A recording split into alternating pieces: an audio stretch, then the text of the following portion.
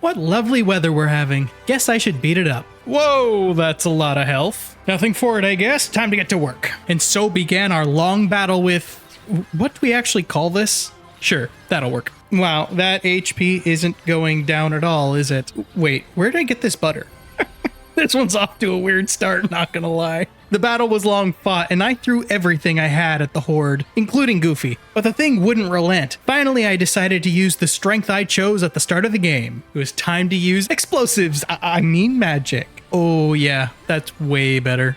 My opponent wasn't impressed with my sudden surge in power, which led them to juggle me in the air repeatedly. Since all my fire did was make them angry, I thought that I'd try to throw water on them instead. Thankfully, they seemed to appreciate the gesture to cool them off, and they left without barely losing any substantial amount of health. Oh good, the cure spell, I needed that. My adoring fans all rushed to shower me with praise. With the battle taking so much time, I knew I deserved all the admiration. What?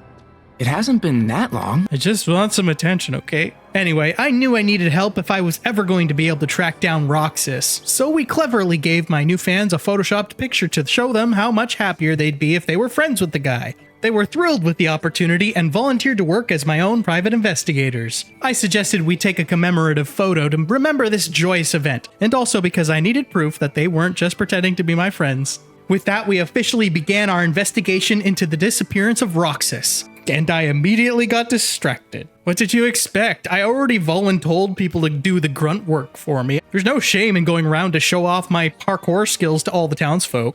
But that's really also just an excuse for me wanting to search every single nook and cranny since this is a new location to explore. Goofy knew how distracted I could be, so he cleverly dropped some not-so-subtle hints telling me where I was supposed to be going, which I ignored for quite some time, but after getting bored of breaking every container I could find and taking whatever was inside, eventually I resumed our mission. Do you want me to go or not? We dove into the sewers, since that's the most logical place I could think of to find an old mansion, and carefully examined the entire place. Donald, I swear I will turn this investigation around. I swiftly collected everything I could find down there that looked like it might be useful someday, which did make me wonder if I might have a hoarding problem. Eventually, we came to the exit and found ourselves running into the woods. I was disappointed that there wasn't a musical number to accompany my arrival, but there was a trail of fruit leading to a pretty ratty hostage situation.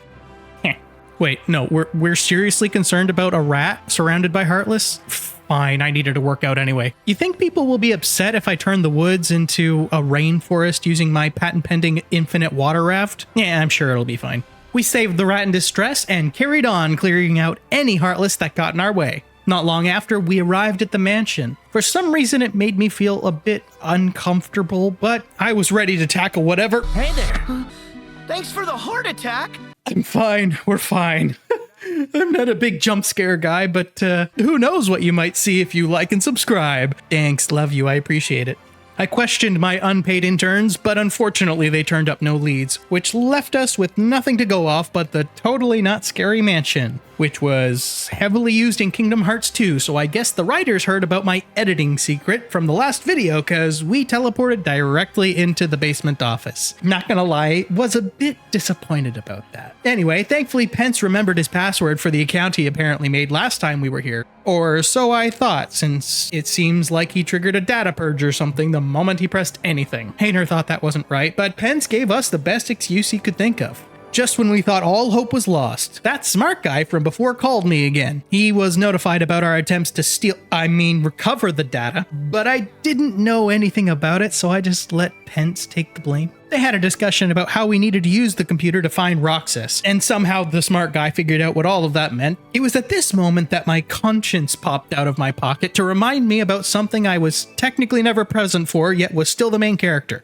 Hello, Kingdom Hearts lore, you never cease to impress. I let them handle all the boring stuff and somehow didn't drop my phone in the process. I asked about Roxas, and thankfully Smart Guy knew exactly what needed to be done, so I happily pushed all of the work onto him. That's called delegating, and it's a great skill for anyone to have when they don't want to learn new skills. Wait, that doesn't sound right. I was given a warning about some guy named Evan sleeping too long, and then he disappeared without showing up to work. Smart guy thinks he's working with a rival research group or something like that. It's all a bit complicated. Who knows what happens when someone who intentionally separates himself from his own heart to become a nobody for the sake of research is forcibly rejoined, because I personally beat up said nobody in a former game at some point. Regardless, now that we had people actually figuring things out, we headed out with the intent to... So, you think you can bring Roxas back? Yeah, who's asking? Oh.